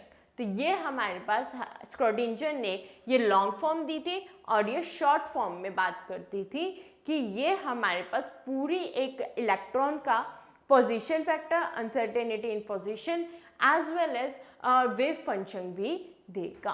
तो ये हमारे पास concept था स्क्रॉडिंजर का, ठीक है। उसके बाद सिग्निफिकेंस क्या था, significance of Sai and Sai square, significance of the Sai and Sai square, कि वो उन्होंने क्या कह रहे हैं कि ये जो वेव फंक्शन है, ठीक है, वो और वेव फंक्शन का स्क्वायर हम क्यों लेते हैं। अब यहाँ पर देखो, जब हम वेव फंक्शन की बात करते हैं ना, वो एक फिजिकल क्वांटिटी तो है लेकिन हम उसकी कोई डायमेंशन नहीं निकाल सकते, there is no physical significance, उसकी कोई फिजिकल सिग्निफिकेंस नहीं है क्योंकि वो वेव फंक्शन है, एक इलेक्ट्रॉन की वेव फॉर्म है, तो हमें उसकी फिजिकल सिग्निफिकेंस नहीं पता हमें। बट जैसे ही हम इसका साई का स्क्वायर कर देते हैं, ठीक है, ये हमें पता आता है probability of finding an electron, ये हमें देते हैं कि इलेक्ट्रॉन किस पोजीशन पे होगा, ठीक है। तो ये हमें प्रोबेबिलिटी एक दे देता है, finding an electron at that point and therefore termed as probability density, और इसको हम प्रोबेबिलिटी डेंसिटी कहते हैं, इस फैक्टर को हम क्या कहते हैं, प्रोबेबिलिटी डेंसिटी। क्यों कहते हैं, क्योंकि ये जो वैल्यू है ये हमें बताती है कि प्रोबेबिलिटी क्या होगी एक इलेक्ट्रॉन की एक पर्टिकुलर पोजीशन पे, एक पर्टिकुलर पॉइंट पे प्रोबेबिलिटी क्या हो सकती है एक इलेक्ट्रॉन की, वो हमें साई स्क्वायर बताता है और जिसे हम प्रोबेबिलिटी डेंसिटी कहते हैं। तो इसलिए साई की कोई फिजिकल सिग्निफिकेंस नहीं है, लेकिन साई स्क्वायर की फिजिकल सिग्निफिकेंस है। क्यों, क्योंकि साई स्क्वायर मेरे को प्रोबेबिलिटी बताता है कि इलेक्ट्रॉन की वो किस पोजीशन पे किस टाइम पे हो सकता है, और इसी वजह से हम उसे कहते हैं प्रोबेबिलिटी डेंसिटी। तो ये सिग्निफिकेंस है साई मतलब wave function and wave function के स्क्वायर का। वेव फंक्शन को हम जनरली ऐसे सिंगली हम नहीं बात करते उसके, क्योंकि फिजिकल सिग्निफिकेंस नहीं है, इसलिए हम उसको साई स्क्वायर के रिप्रेजेंट करते हैं, क्योंकि साई स्क्वायर हमें बताता है probability of finding an electron at a point, एक पॉइंट पे क्या प्रोबेबिलिटी होगी इलेक्ट्रॉन की होने की, तो वो हमारे पास साई स्क्वायर बताता है, जिसे हम प्रोबेबिलिटी डेंसिटी कहते हैं, जिसे हम प्रोबेबिलिटी डेंसिटी कहते हैं। Next is hydrogen atom and the Schrödinger wave equation. अब हम वापस अपने क्लासिकल मैकेनिक्स पे जाते हैं और वहाँ पे हमारे पास हमने केस के बेस पे बोहर मॉडल निकाला था हाइड्रोजन एटम के बेस पे। वहाँ पे हमने स्पेक्ट्रल पढ़ा था, स्पेक्ट्रल लाइंस पढ़ी थी, स्पेक्ट्रम के बारे में पढ़ा था। तो उसी से ही हम इसको स्क्रोडिंजर वेव इक्वेशन को थोड़ा चेक करके चलते हैं कि अब क्या होता है।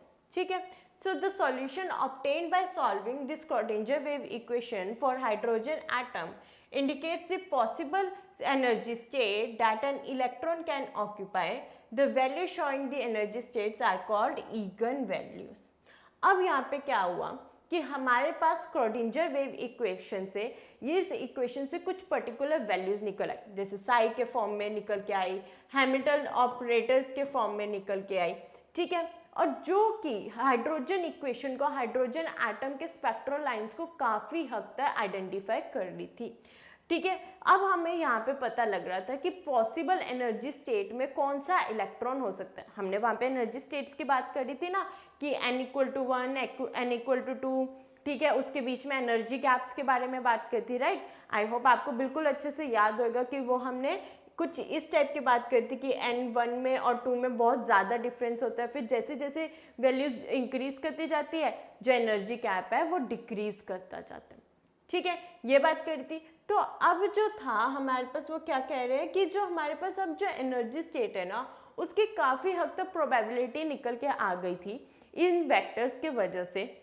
ठीक है, कि इलेक्ट्रॉन इस पर्टिकुलर एनर्जी स्टेट में होएगा और उस एनर्जी स्टेट की वैल्यूज को हम ईगन वैल्यूज कहते हैं। हम क्या कहते हैं, ईगन वैल्यूज कहते हैं। ठीक है, अभी आपने सिर्फ इसका नाम याद करना है, अभी हमने इसके बारे में नहीं याद करना है, इसके finding the again values and again functions अभी हमारा कॉन्सेप्ट नहीं है।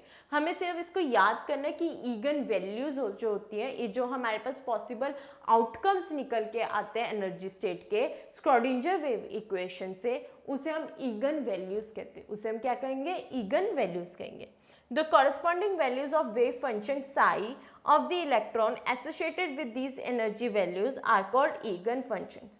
और जो ये ईगन वैल्यूज आई है इनको कोई वेव फंक्शन भी होगा, ठीक है, साई के टर्म्स में भी कुछ बात करेंगे, तो उस वेव फंक्शन के वजह से हम इसका नाम बोल देते हैं ईगन फंक्शन। इसका नाम क्या दे देंगे, ईगन फंक्शन दे देंगे। तो बेसिकली वो क्या कह रहा है, यहाँ पे दो बात कह रहा है कि सबसे पहले जो हमारे पास हाइड्रोजन एटम की एनर्जी स्टेट्स हैं, ठीक है, जब वो हमने स्क्रोडिंजर वेव इक्वेशन से निकाली तो वो कुछ फैक्टर्स, कुछ टर्म्स में आई, ऑपरेटर्स के फॉर्म में आई, जिसे हम ईगन वैल्यूज कहते हैं। और जब उस ईगन वैल्यूज का फंक्शन से, वेव फंक्शन से कुछ हम बोलते हैं रिलेशन आ जाता है, ठीक है, ईगन फंक्शन से बात निकल के आती है, तो हम उसे ईगन फंक्शन कहते हैं। अगर ईगन वैल्यूज के साथ कुछ हमारे पास साई की वैल्यू आ रही है तो हम उसे ईगन फंक्शंस कहेंगे। So the wave function of is a mathematical function value of which depends upon the coordinates of the electron in the atom. तो यहाँ पे वही बात आ गई कि जो हमारे पास ये वेव फंक्शन है वो हमारे पास क्या है, मैथमेटिकल फंक्शन है, क्योंकि हमारे पास फॉर्मूला क्या है, d psi square upon d square x plus में ऐसे हमारे पास ऑन इक्वेशन है that is 8 pi m upon h square E minus v psi is equals to 0। यह हमारे पास वैल्यू है। तो ये मैथमेटिकल फंक्शन है, राइट, मैथमेटिकल फंक्शन है। तो ये इसके जो इलेक्ट्रॉन के होने की पॉसिबिलिटीज जो है, प्रोबेबिलिटी है, वो किस पे डिपेंड कर रही है? एक्स टर्म पे, वाई टर्म पे, जेड टर्म पे, इन पे डिपेंड्स कर रही है ना, कोऑर्डिनेट्स पे डिपेंड कर रही है। तो depends upon the coordinates of the electron in the atom. Atom के अंदर भी कोऑर्डिनेट्स बन रहे क्योंकि 3 डायमेंशनल स्पेस है, and does not carry any physical meaning. तो ये जो साई है इसकी कोई फिजिकल मीनिंग नहीं है। वेव फंक्शन की अभी हमने बात करी कि वेव फंक्शन की कोई सिंगल साई की कोई फिजिकल मीनिंग नहीं होती, बट ये किस पे डिपेंड करेगा? X axis, y axis, z axis, मतलब उसके कोऑर्डिनेट्स पे डिपेंड करेगा। Such wave function of hydrogen or hydrogen-like species with one electron are called atomic orbitals। और यहाँ से अब बहुत इंपॉर्टेंट कॉन्सेप्ट आ रहा है ऑर्बिटल्स का। आई थिंक ये जो कॉन्सेप्ट है ना ऑर्बिटल्स का, मोस्ट इम्पॉर्टेंट कॉन्सेप्ट है क्लास 11 का। जब हम सम अप करके देखते हैं तो ऑर्बिटल्स का कॉन्सेप्ट बहुत इंपॉर्टेंट कॉन्सेप्ट आता है, और नेक्स्ट लेक्चर में हम ऑर्बिटल्स ही स्टडी करने वाले हैं। इससे नेक्स्ट लेक्चर में जो होएगा हम उसमें सिर्फ ऑर्बिटल्स ही स्टडी करेंगे कि ऑर्बिटल्स को बनाते कैसे है, कैसे उसकी स्ट्रक्चर आती है, क्या हम उसके बारे में बात करेंगे। लेकिन अभी हम एटॉमिक ऑर्बिटल्स की थ्योरी देख लेते हैं। तो एटॉमिक ऑर्बिटल्स क्या कहते हैं कि अगर मेरे पास जो वेव फंक्शन है, ठीक है, सबसे पहली चीज़ उसकी कोई फिजिकल सिग्निफिकेंस नहीं होती, और दूसरी चीज़ वो उसकी डिपेंडेंस किस पे जाती है? उसके कोऑर्डिनेट्स पे जाती है, मतलब एक्स वाई जेड वैल्यू पे जाती है, ठीक है। तो जो हमारे उसके कोऑर्डिनेट्स पे डिपेंडेंस जा रही है और उसके पास कोई फिजिकल सिग्निफिकेंस नहीं है, तो उससे क्या निकल के आता है कि जो हाइड्रोजन है या हाइड्रोजन लाइक स्पीशीज है जिनके पास एक इलेक्ट्रॉन होता है, उनके ऑर्बिटल्स के बारे में हम स्टडी करते हैं। मतलब एक हमने जैसे कि एटॉमिक थ्योरी पढ़ी थी, उसमें हमने कार्बन का मास लिया था, है ना, कार्बन 12th आइसोटोप को एज अ मेन सिग्निफिकेंस लेके चले थे जब हमने एटॉमिक मास निकाला था, ठीक है। तो इस केस में भी अब हमने हाइड्रोजन या हाइड्रोजन लाइक स्पीशीज जिनके पास एक इलेक्ट्रॉन होता है, उनकी जैसी स्पीशीज को हमने एक रोल बना के चल लिया और उधर से हमने नाम निकाला एटॉमिक ऑर्बिटल्स, ठीक है। तो मतलब कि जो वेव फंक्शन इसके साथ एसोसिएट होएगी एक ही इलेक्ट्रॉन के साथ, उसे हम क्या कहेंगे? उसके जो पोजीशन के बारे में जो बात करेगा उसे हम कहेंगे एटॉमिक ऑर्बिटल्स, ठीक है। क्योंकि हमें हाइजेनबर्ग अनसर्टेनिटी जो है वो probability of finding an electron बताता है, दैट इज वेव फंक्शन का साई स्क्वायर की वैल्यू जो होती है वो हमें प्रोबेबिलिटी डेंसिटी बताता है, that is probability of finding an electron बताता है। तो साई स्क्वायर पे सिग्निफिकेंस जाता है और वहाँ से हमारे पास एटॉमिक ऑर्बिटल्स निकल के आते हैं। लेकिन अगर हम single wave function that is single Sai के बारे में बात करेंगे तो वहाँ पे जो कोऑर्डिनेट्स हैं, वहाँ के जो कोऑर्डिनेट्स पे डिपेंडेंस हो जाती है, बट उसका कोई फिजिकल सिग्निफिकेंस नहीं होता। इसलिए हम यहाँ पे साई स्क्वायर यूज़ करेंगे और hydrogen and hydrogen like species को अपना रोल बना के चलेंगे कि कुछ ऑर्बिटल्स इसमें से ही निकल के आएंगे। अब जो ऑर्बिटल्स होते हैं ना, उनके भी स्ट्रक्चर्स डिफरेंट होते हैं। एक होता है एस पी डी एफ। इस पूरे के बारे में हम नेक्स्ट लेक्चर में डिस्कस करेंगे, लेकिन अभी सिर्फ हम एटॉमिक ऑर्बिटल समझते हैं कि एटॉमिक ऑर्बिटल होता क्या, ठीक है।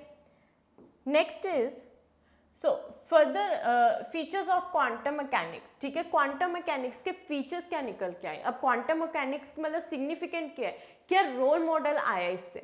So the energy of electrons in the atom is quantized. ये तो क्लासिकल थ्योरी भी कह रही थी कि जो एनर्जी है वो हमेशा क्वांटाइज्ड रहेगी, मतलब एक इलेक्ट्रॉन जो है अपने ही जगह पे वापस आएगा, उसकी जो एनर्जी होगी वो कंजर्व्ड रहेगी अनटिल और अनलेस वो जंप ना करे, ठीक है। अगर वो जंप कर रहा है, किसी और ऑर्बिट में जा रहा है, किसी और शेल में जा रहा है और वहाँ से वापस आ रहा है, तो कुछ लॉस ऑफ एनर्जी हो सकती है। लेकिन अगर वो अपने ही शेल में रिवॉल्व कर रहा है तो वहाँ पर उसकी जो एनर्जी होगी वो क्वांटाइज्ड होगी, एनर्जी नहीं चेंज होगी। चेंज अनसर्टेनिटी कहाँ आएगी? मोमेंटम में आ सकती है, ठीक है, मोमेंटम में होगी, वेलोसिटी में होगी, ठीक है, वेलोसिटी में होगी, और हम क्या कह सकते हैं पोजीशन में होगी, बट कभी भी, ठीक है, हमारे पास जो एनर्जी में नहीं चेंजेस आएंगे, एनर्जी में प्रॉब्लम नहीं आएगी. So energy of electrons in the atoms is quantized, it is always quantized. Next is path of an electron in an atom can never be determined accurately. तो कभी भी हम एक इलेक्ट्रॉन का जो पाथ है, जो उसका मोशन है, उसको एक्यूरेसी से नहीं देख सकते. उसको एक्यूरेटली हम बात नहीं करेंगे कि एग्जैक्टली वो इस पाथ में मूव कर रहा है, ठीक है, वो ऐसे मूव कर रहा है या उसकी स्ट्रक्चर ऐसे मूव कर रही है, इसमें नहीं बात करेंगे. उसकी पाथ के बारे में हम एक्यूरेसी में कभी बात नहीं करेंगे. तो किस में बात करेंगे? प्रोबेबिलिटी के केस में बात करेंगे. ठीक है, हमेशा प्रोबेबिलिटी के केस में बात करेंगे. Next is an atomic orbital in the wave function psi for an electron in an atom. एक हमेशा एक, अब हम ऑर्बिट्स के बारे में बात नहीं करेंगे, अब हम किसके बारे में बात करेंगे? ऑर्बिटल्स के बात करेंगे. तो अब हमेशा जो ऑर्बिटल के जो रिलेशन होएगा वो wave function that is Sai से रिलेट करेगा एक इलेक्ट्रॉन के. एक इलेक्ट्रॉन जो एटम में रिवॉल्व कर रहा है उसके वेव फंक्शन के रिस्पेक्ट में हम बात करेंगे. और किसके में करेंगे? एटॉमिक ऑर्बिटल के केस में करेंगे. ऑर्बिट या शेल इनको नहीं लेके चलेंगे, हम किसको लेके चलेंगे? एटॉमिक ऑर्बिटल को लेके चलेंगे. तो यहाँ पे 3 फीचर्स क्या आ रहे हैं? पहला फीचर क्या है कि हमेशा एनर्जी क्वांटाइज्ड रहेगी. हमारी जो अनसर्टेनिटी है वो किस में आएगी? मोमेंटम में, वेलोसिटी में या पोजीशन में अनसर्टेनिटी आएगी, लेकिन एनर्जी में अनसर्टेनिटी नहीं आएगी. दूसरी चीज वो क्या कह रहा है कि जो पाथ ऑफ इलेक्ट्रॉन है, मतलब जो इलेक्ट्रॉन रिवॉल्व कर रहा है एटम में, वो कभी भी हम एक्यूरेसी से बात नहीं करेंगे. उससे हम हमेशा प्रोबेबिलिटी के केस में बात करेंगे कि हाँ वो इस ऑर्बिटल में हो सकता है, वो न्यूक्लियस के इतने पास हो सकता है या न्यूक्लियस के इतने दूर हो सकता है. एंड तीसरा क्या कहा है उन्होंने? वेव फंक्शन का है कि एक इलेक्ट्रॉन का हमेशा वेव फंक्शन जो होता है वो होता है साई होता है. और वो किससे रिलेटेड होता है? एटॉमिक ऑर्बिटल से रिलेटेड होता है. वो किससे हमेशा रिलेटेड होएगा? एटॉमिक ऑर्बिटल से हमेशा रिलेटेड होएगा. Next is an orbital can not contain more than 2 electron. एक ऑर्बिटल, जब भी हम एक ऑर्बिटल की बात करेंगे तो उसमें 2 या 2 से ज़्यादा इलेक्ट्रॉन नहीं हो सकते. ऑर्बिट्स के केस में हम क्या बात कर रहे थे? 2n² रूल के बारे में बात करते हैं ना, ये हमने 9th-10th में पढ़ा है कि 2n² क्या होता है ना. लेकिन यहाँ पे जब हम ऑर्बिटल्स के केस में बात करेंगे तो ऑर्बिटल के केस में कभी 2 या 2 से ज़्यादा इलेक्ट्रॉन नहीं प्रेजेंट होंगे. हमेशा कितने होंगे? 2, एग्जैक्ट 2 ही इलेक्ट्रॉन होंगे. ठीक है. In a multi-electron atom, the electrons are filled in various orbitals in the order of increasing energy. अब देखो हमने क्या बोला? एनर्जी क्वांटाइज्ड है, बट ये तो नहीं बोला एनर्जी लेवल्स इंक्रीज नहीं कर सकते. हाइड्रोजन के स्पेक्ट्रम में हमने कितने सारे एनर्जी लेवल्स देखे. सो बेसिकली वो यहाँ पे क्या कह रहा है कि जैसे जैसे एनर्जी इंक्रीज करती जाएगी, ऑर्बिटल में तो 2 इलेक्ट्रॉन होंगे, बट उनके स्ट्रक्चर, उसका जो ऑर्बिटल का शेप है वो डिफरेंट होता जाएगा. और उसके वजह से हमारे पास मल्टी इलेक्ट्रॉन एटम आ जाएगा, मतलब जिसके अंदर बहुत सारे इलेक्ट्रॉन होते हैं वो एटम का स्ट्रक्चर आ जाएगा. कैसे आएगा? क्योंकि हमारे पास ऑर्बिटल्स ज़्यादा हो जाएंगे और उस ऑर्बिटल्स में अगर एनर्जी इंक्रीज कर रही है तो हमारे पास ऑर्बिटल्स की वैल्यू आती जाएगी. ठीक है, उसमें ऑर्बिटल्स की वैल्यू आती जाएगी. Next is probability of finding an electron at a point within an atom is proportional to the square of the orbit of wave function that is psi square at that point. तो वो क्या कह रहा है कि हमेशा हमारे पास जो एटॉमिक ऑर्बिटल की स्ट्रक्चर आएगी, एटॉमिक ऑर्बिटल में जो probability of finding an electron आएगा वो हम साई स्क्वायर से रिप्रेजेंट करेंगे. ठीक है, Sai square is basically wave function का स्क्वायर. क्योंकि देखो साई की फिजिकल सिग्निफिकेंस नहीं है, वो उसकी सिर्फ डिपेंडेंस है कोऑर्डिनेट्स पे. तो इसलिए हम साई स्क्वायर की बात करेंगे, डैट इज जो हमारे पास वेव फंक्शन में स्क्वायर्स आते रहेंगे उसकी स्क्वायर के टर्म्स में बात करेंगे जो कि साई स्क्वायर से रिप्रेजेंट है. तो जो फिजिकल सिग्निफिकेंस है हमारी वो साई स्क्वायर के टर्म्स में जाती है. ठीक है, क्योंकि साई स्क्वायर प्रोबेबिलिटी डेंसिटी है और वो हमें प्रोबेबिलिटी बताती है एक इलेक्ट्रॉन के होने की. ठीक है, तो इसलिए हम हमेशा एटॉमिक ऑर्बिटल को लिए साई स्क्वायर से रिप्रेजेंट करेंगे instead of only wave function that is Sai. ठीक है, तो साई से रिप्रेजेंट ना करके हम साई स्क्वायर से रिप्रेजेंट करेंगे। Next is atomic orbital. अब हम बात करते हैं एटॉमिक ऑर्बिटल्स की। So an orbital is region in space around the nucleus where the probability of finding the electron is maximum।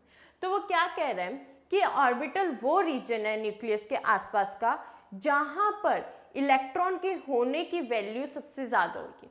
ठीक है, अगर ये मेरे पास ऑर्बिटल है, ये मेरे पास न्यूक्लियस है, तो इसके आसपास क्या स्ट्रक्चर्स होंगी, क्या क्या वैल्यूज होंगी जिसके वजह से इसके इलेक्ट्रॉन की होने की प्रोबेबिलिटी सबसे ज़्यादा हो। ठीक है, ये हमारे पास एटॉमिक ऑर्बिटल होते हैं। बेसिकली ऑर्बिटल क्या है, वो जगह न्यूक्लियस के आसपास जहाँ पर इलेक्ट्रॉन के होने की प्रोबेबिलिटी सबसे ज़्यादा हो, उसे हम क्या कहते हैं, एटॉमिक ऑर्बिटल कहते हैं। अब देखो ऑर्बिटल जो एटॉमिक ऑर्बिटल्स होते हैं वो कुछ इस टाइप से होते हैं। देखो हमने क्या पढ़े थे, सबसे पहले स्ट्रक्चर हमने क्या किया था, ठीक है, हमने स्ट्रक्चर किया था कि जो हमारा एटम है, ठीक है, वो कुछ इसमें ऐसे प्रेजेंट है। ठीक है, गलत तो ये भी नहीं था, बट अब इनको हम क्या कह रहे थे, इनको हम कह रहे थे शेल, इन्हें हम कह रहे थे शेल्स। अब यहाँ पर क्या आते हैं कि शेल के अंदर भी सब शेल होते हैं। ठीक है, हम क्या बोलते हैं, शेल के अंदर भी सब शेल होते हैं। वहाँ पर क्या होता है कि इलेक्ट्रॉन्स को एनर्जी मिलती है जंप करने की, और सब शेल के अंदर भी ऑर्बिटल्स होते हैं। सब शेल के अंदर भी ऑर्बिटल्स होते हैं, यहाँ पर ऑर्बिटल होते हैं। तो आप देख सकते हो कि न्यूक्लियस के पास कितने पास होते हैं ऑर्बिटल्स। ठीक है, तो बेसिकली वो क्या कह रहा है कि हमारे पास सबसे पहले शेल होता है, फिर सब शेल होता है, फिर ऑर्बिटल होता है। ये एक तरीके से एड्रेस के तरीके से है कि मतलब कि एड्रेस के तरीके से कि ऑर्बिटल का एड्रेस क्या है, उसकी मैं बोलती हूँ कि स्टेट कौन सी है। ठीक है, फिर सिटी कौन सी है, मतलब स्टेट के अंदर कौन से पार्ट में रहता है, फिर उसके बाद कॉलोनी कौन सी है। तो ये ऐसे हम इसको याद कर सकते हैं कि ऑर्बिटल क्या है, एक तरीके से एड्रेस है। ठीक है ना, कि शेल, सब शेल, ऑर्बिटल। पहले शेल होएगा, फिर उसके अंदर वाले सब शेल्स होंगे, फिर उसके अंदर ऑर्बिटल्स होंगे। तो ऑर्बिटल्स न्यूक्लियस के बहुत पास होते हैं जहाँ पर इलेक्ट्रॉन की होने की क्षमता, होने की चीज बहुत ज़्यादा होती है, बहुत मैक्सिमम होती है, राइट। उसकी जो प्रोबेबिलिटी होती है वो सबसे हाई होती है ऑर्बिटल्स में। और ऑर्बिटल कहाँ होते हैं, शेल, सब शेल के अंदर ऑर्बिटल्स होते हैं न्यूक्लियस के पास। तो ये होता है हमारे पास atomic orbital. So the structure, shape and dimensions of orbital help us to determine to locate an electron. तो जो इसके जो अभी हम देखेंगे, हम 4 टाइप्स ऑफ हमने करने हैं अपने orbitals, S, P, D, F. ये 4 टाइप्स के हमने ऑर्बिटल्स करेंगे अभी हम। ठीक है, नेक्स्ट लेक्चर में हम इन्हीं 4 ऑर्बिटल्स के बारे में पूरा लेक्चर डिस्कस करेंगे। तो बेसिकली वो क्या कह रहे हैं कि एस की अलग होती है, पी की डिफरेंट होती है, डी की और डिफरेंट होती है, एफ की और डिफरेंट होती है। तो इन्हीं स्ट्रक्चर्स के बेस पे, इन्हीं चीज़ों के, इनके डायमेंशंस के बेस पे हम पता लगा सकते हैं कि इलेक्ट्रॉन कहाँ होएगा। ठीक है, और इससे हम बता सकते हैं कि प्रोबेबिलिटी कितनी होगी। अगर देखो ऑर्बिटल का साइज छोटा है, छोटा का मतलब क्या है, न्यूक्लियस के और पास है। जितना छोटा साइज होगा उतना न्यूक्लियस के पास होगा, जितना बड़ा साइज होगा उतना इलेक्ट्रॉन न्यूक्लियस से थोड़ा दूर हो जाएगा। तो बेसिकली वो क्या कह रहे हैं कि जो साइज है, डायमेंशंस है, ठीक है, स्ट्रक्चर है ऑर्बिटल की, क्योंकि हर एक ऑर्बिटल की अभी हम पढ़ेंगे डिफरेंट स्ट्रक्चर भी आएंगी। ठीक है, जो कि बहुत ही इंटरेस्टिंग है, बहुत मजा आता है ड्रॉ करने में। तो स्ट्रक्चर, शेप और डायमेंशंस जो है ऑर्बिटल्स की, वो हमें बताती है कि इलेक्ट्रॉन कहाँ प्रेजेंट होएगा, किधर होएगा, कहाँ उसकी एग्जैक्टली वैल्यू होएगी। एंड उसके ही साइज से, जो ऑर्बिटल का साइज है, अगर वो छोटा होएगा तो उधर से हमें पता लगेगा कि जो इलेक्ट्रॉन है वो न्यूक्लियस के कितने पास होगा। अगर बहुत छोटा साइज है ऑर्बिटल का तो वो न्यूक्लियस के उतने ही पास होगा। अगर ऑर्बिटल का साइज उतना बड़ा होता जाता है तो वही न्यूक्लियस के उतना ही दूर होता जाता है इलेक्ट्रॉन, क्योंकि हमें पता है एक ऑर्बिटल के अंदर 2 इलेक्ट्रॉन ही होंगे, राइट। तो वो डिपेंड करता है कि साइज या स्ट्रक्चर या डायमेंशन क्या है एक न्यूक्लियस, एक हमारे ऑर्बिटल की। अब हम करते हैं ऑर्बिट और ऑर्बिटल में क्या डिफरेंस होता है। ऑर्बिट हमने क्लासिकल में पढ़ा था, ऑर्बिटल हम क्वांटम में पढ़ रहे हैं, तो हमें पता तो हो कि बेसिकली इनमें फ़र्क क्या है। तो ऑर्बिट क्या है? It is a well defined circular path around the nucleus in which electron revolve. ये वो चीज़ है, ये मेरे पास सपोज कि ये न्यूक्लियस है, तो इसके आसपास जो ये हम सर्कल्स बनाते हैं कॉन्सेंट्रिक सर्कल्स, ये वो सर्कल्स हैं जिसके अंदर इलेक्ट्रॉन रिवॉल्व करते हैं। ठीक है, हम ऑर्बिट्स क्या होते हैं? वो कॉन्सेंट्रिक सर्कल जिसमें इलेक्ट्रॉन रिवॉल्व करेगा। वेयर एज ऑर्बिटल क्या है? It shows the 3 dimensional space. ये सबसे पहले 3 डायमेंशनल स्पेस है, मतलब 3D स्ट्रक्चर है around the nucleus with in which probability of finding an electron is maximum. अब यहाँ पर हमसे अब बात करते हैं कि यहाँ पर इलेक्ट्रॉन जो है वो रिवॉल्व करेगा, लेकिन यहाँ पर हम क्या बोलते हैं कि यहाँ पर इलेक्ट्रॉन की होने की क्षमता, मतलब होने की प्रेजेंस जो है वो मैक्सिमम होगी। और ये कौन सा 3D स्पेस है। तो ऑर्बिटल हमारा 3D स्पेस है। ऑर्बिट हमारा सिर्फ एक कॉन्सेंट्रिक सर्कल से जहाँ पे इलेक्ट्रॉन रिवॉल्व करेगा, बट ऑर्बिटल जो है वो हमारा 3D स्पेस है जिसके अंदर इलेक्ट्रॉन की होने की क्षमता सबसे ज़्यादा होगी। Next is the concept of N orbit does not consider the wave character of electron and uncertainty. तो ऑर्बिट के अंदर, ऑर्बिट हमें किसने डिफाइन किया था? रदरफोर्ड एंड बोहर ने। तो उस टाइम तक वेव नेचर इतना अच्छे से स्टैब्लिश नहीं हुआ था, तो इसी वजह से ऑर्बिट जो है वो हमेशा अनसर्टेनिटी या वेव करेक्टरिस्टिक की बात नहीं करता, वो सिर्फ पार्टिकल नेचर की बात करता है। लेकिन जो ऑर्बिटल है वो वेव करेक्टरिस्टिक और अनसर्टेनिटी की दोनों की बात करेगा। ठीक है, क्योंकि अभी हमने बात करी है कि वेव ऑर्बिटल को डिफाइन करने वाला हमारा वेव फंक्शन है, और वेव फंक्शन हमारे पास हर एक कोऑर्डिनेट के लिए डिफरेंट हो सकता है। अभी हमने स्क्रॉडिंजर वेव इक्वेशन करी ना, उसमें dx, dy, dz हमें बता रहे थे कि कोऑर्डिनेट्स कैसे डिफरेंट होंगे वेव फंक्शन के साथ। तो इसलिए हम कह रहे हैं कि जो ऑर्बिटल है वो दोनों वेव करेक्टर और अनसर्टेनिटी दोनों पे डिपेंड करेगा, वेयर एज जो ऑर्बिट है वो वेव करेक्टर और अनसर्टेनिटी पे डिपेंड नहीं करता। ये सिर्फ किस पे डिपेंड करता है? पार्टिकल नेचर पे डिपेंड करता है। ये पार्टिकल नेचर पे डिपेंड करेगा। इधर हम बात की जाए तो ये डुअल नेचर पे डिपेंड करेगा। ठीक है, डुअल नेचर पे डिपेंड करेगा। Next is the maximum number of electrons that an orbit can have is given by 2n² where n is the number of orbit। तो अगर आपको 9th का कॉन्सेप्ट याद हो तो वहाँ पे बोहर ने कहा था कि हमारे पास जो इलेक्ट्रॉन की होने की क्षमता है एक ऑर्बिटल के एक एटम के अंदर, और उसके ऑर्बिट्स कैसे डिफाइन होंगे? 2n² where n is 1, 2, 3, 4 कुछ भी हो सकता है।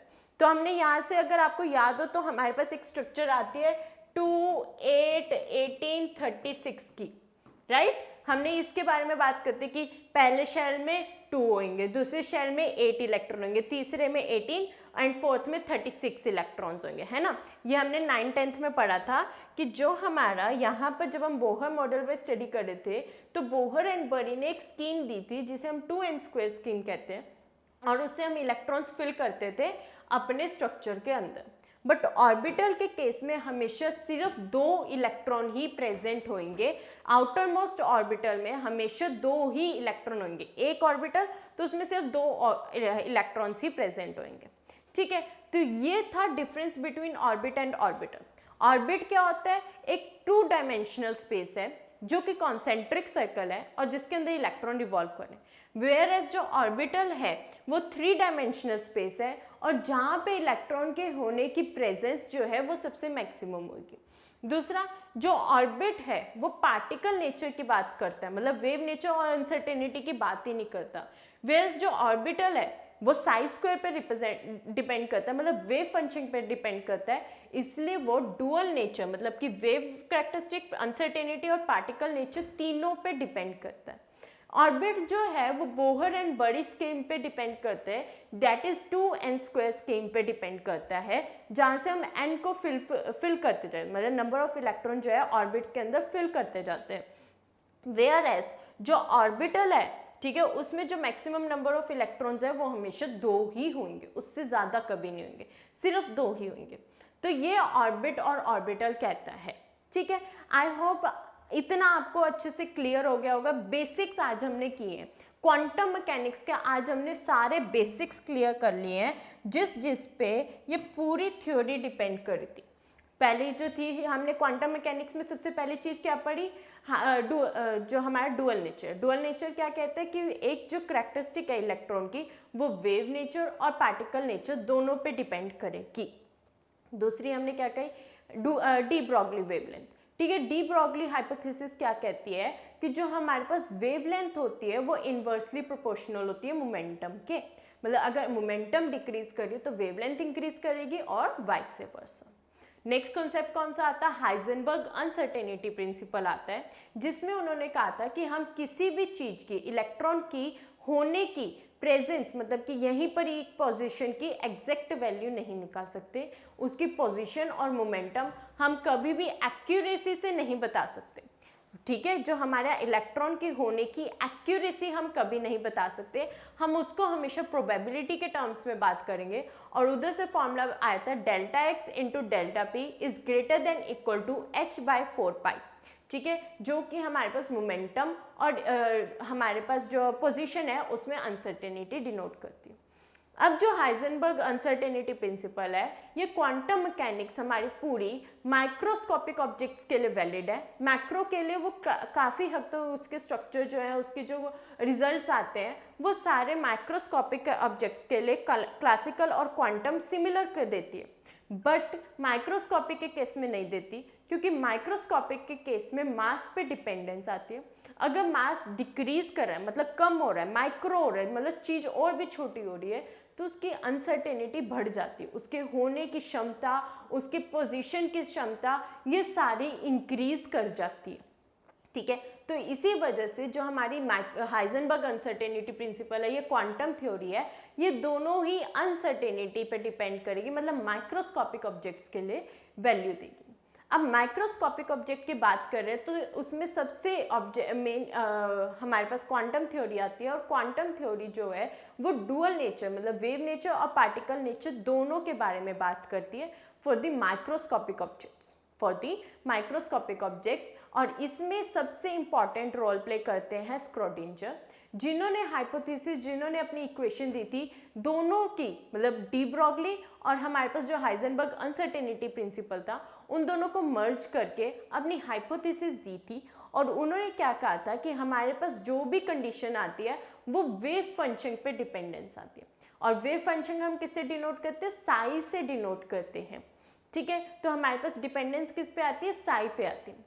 अब जो साई अगर वेव फंक्शन सिंगल के टर्म में बात करें तो उसकी कोई फिजिकल सिग्निफिकेंस नहीं है, बट जैसे ही उसका हम स्क्वायर कर देते हैं वो प्रोबेबिलिटी डेंसिटी कहलाता है। और उसको क्या कहते हैं कि जो probability of finding an electron, वो हमें बताता है कि यहाँ पर इलेक्ट्रॉन ज़्यादा पॉसिबल हो सकता है होने में। ठीक है, ये हमारे पास वेव फंक्शन की सिग्निफिकेंस थी। अब यहीं से हमारे पास बात आती है ऑर्बिट एंड ऑर्बिटल्स की। ठीक है, जो एटॉमिक ऑर्बिटल्स जो होते हैं वो शेल के सबशेल के अंदर प्रेजेंट होते हैं। ऑर्बिटल्स की इनके स्ट्रक्चर्स हो सकते हैं डिफरेंट। ठीक है, इनके स्ट्रक्चर्स बहुत डिफरेंट होते हैं डिपेंडिंग अपॉन दी साइजेस। ठीक है, एस है, पी है, डी है या एफ है, इसके अकॉर्डिंग इन चारों के अकॉर्डिंग इनके शेप, इनके साइजेस डिफरेंट होते जाते हैं। और हमेशा एटॉमिक ऑर्बिटल में 2 इलेक्ट्रॉन ही प्रेजेंट होंगे। एक ऑर्बिटल है तो उसमें 2 ही इलेक्ट्रॉन प्रेजेंट होंगे। ठीक है, अगर एक ऑर्बिटल है उसमें 2 इलेक्ट्रॉन प्रेजेंट होंगे, और अगर मल्टी इलेक्ट्रॉन एटम्स मतलब जो बड़े बड़े इलेक्ट्रॉन है उसमें नंबर ऑफ ऑर्बिटल्स इंक्रीज करते जाते हैं इसी ही वजह से। तो बेसिकली वो क्या कह रहे हैं कि जो हमारे पास एटॉमिक ऑर्बिटल्स हैं उसमें 2 इलेक्ट्रॉन प्रेजेंट होंगे, और वो न्यूक्लियस के इतने पास होते हैं कि हम उसे बोलते हैं कि उसके अंदर प्रोबेबिलिटी सबसे ज़्यादा होगी इलेक्ट्रॉन के होने की। इलेक्ट्रॉन के होने की प्रोबेबिलिटी सबसे ज़्यादा कहाँ होगी, एक एटॉमिक ऑर्बिटल के अंदर। तो आज हमने ये सारा स्टडी कर लिया, आज हमने बहुत बेसिक्स के बारे में सारा क्लियर कर लिया कि क्वांटम थ्योरी क्या कहती है, एटॉमिक ऑर्बिटल क्या होता है। ठीक है, कहाँ से ये थ्योरी आई है। अब नेक्स्ट लेक्चर में हम करेंगे, हमारे पास जो है क्वांटम नंबर्स की बात करेंगे। ठीक है, हमने नेक्स्ट टॉपिक में हमने बात करनी है कि इन ऑर्बिटल्स की स्ट्रक्चर कैसी होगी, इनके अरेंजमेंट कैसे होंगे, राइट, इनकी कितनी वैल्यूज प्रेजेंट होंगी। तो तो ये नेक्स्ट लेक्चर हमारे पास बहुत इंपॉर्टेंट होने वाला है, क्योंकि इसमें हमने ऑर्बिटल्स के बारे में ही बात करेंगे। और दूसरी चीज़, हम हमेशा इलेक्ट्रॉन की प्रोबेबिलिटी के बारे में बात करेंगे कि यहाँ हो सकता है, एग्जैक्ट नहीं बोलेंगे, यहाँ हो सकता है में बात करेंगे, मतलब प्रोबेबिलिटी में बात करेंगे।